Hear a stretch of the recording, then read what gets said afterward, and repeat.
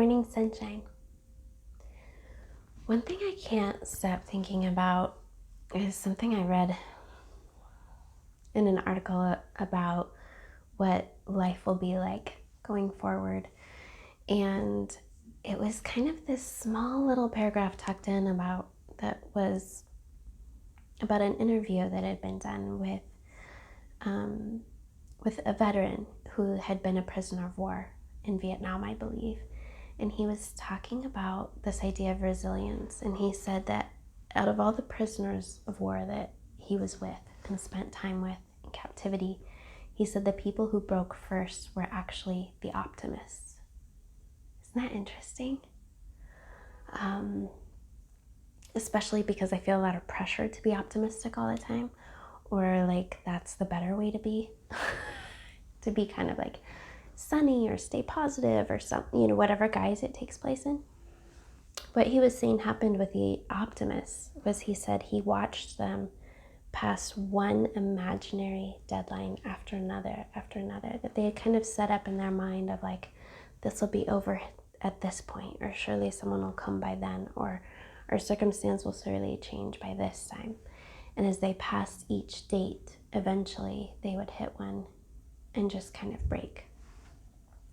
And he said instead, what worked for him and how he got through it was that he instead focused on imagining and believing himself to be resilient enough to face whatever comes. And the other piece was he looked really closely at reality and tried to really just deal with the reality of what was present in front of him. So it was like resilience and reality. And that really resonated with me because I've thought so much in the last year, even before the pandemic, about reality and hope.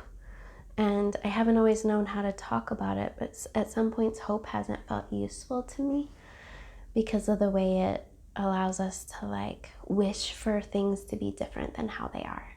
And I don't think that's always what hope means, but when I was kind of trying to pull apart for me the part that wasn't serving me, that's what it was. It was like the part that can so easily wish for what's so to be different, and to think, well, maybe I can close the gap, maybe I can change what I'm dealing with. And at some point that became like not that useful for me, and I tried instead to shift to having just a really powerful relationship with reality, and to look really straight in the eye at the reality of my current circumstances, what I had to deal with, the hand I had been dealt.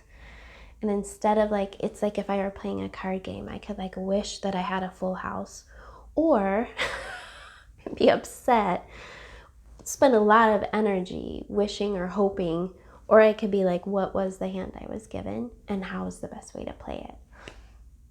And so I'm just thinking about that a lot as we all try to navigate the emotional ups and downs of this time, is to really encourage you to think of yourself as resilient enough to take however this goes in stride, and to keep dealing really directly with the hand you're dealt every day, and to lean more into those things than say a kind of wishful thinking or an imagined deadline or date, when you imagine that this will just all be over, or life will return to how it used to be, or something that's largely outside of our control, right? And our ability to accurately anticipate.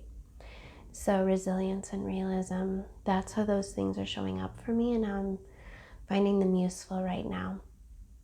Try them on if it resonates, and more soon.